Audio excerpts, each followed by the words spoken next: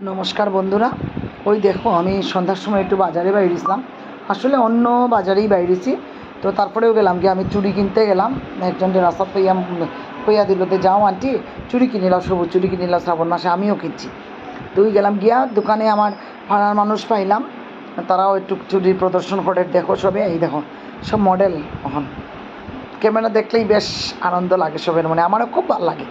আমি তো কেউ কোনো দিন ফটো হইলে কোনো দিন না করছি না, তবে একটা জিনিস ভিডিও করছি না, তবে তোমরা দেখলাই নে আমার এই চুরি পড়াই থেকে ভদ্রলোক ভীষণ মানে বিব্রত হয়েছেন, কারণ আমার হাত প্রচণ্ড শক্ত, যার ধরুন একটা হাতেই 6টা চুরি কোনো রকম পড়ছি, আর একটা হাতে পড়ার স্বপ্ন দেখার চেষ্টাও করছি না। তো এই একটা হাতেই থাকুক যতদিন টিকে, খাম কাজ করার পরে যা টিকে টিকব। তবে আমারও খুব পছন্দের হইল সবুজ রঙ। এই দেখুন একটা কিউট বেবি।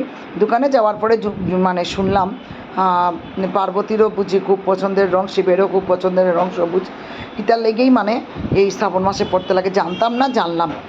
তারপরে রাস্তা পাই নিলাম বান্ধবীরারে, খুব ব্যস্ত হয়ে গেলাম ছোটো বাচ্চারার মতন, তারারেও কইলাম না না আমার চুড়ি দেখো, এই দেখো চুড়ি কিনছি। সবে দেখো আমার চুড়ি, কমেন্টে জানাইও চুড়িগুলি কিনলে।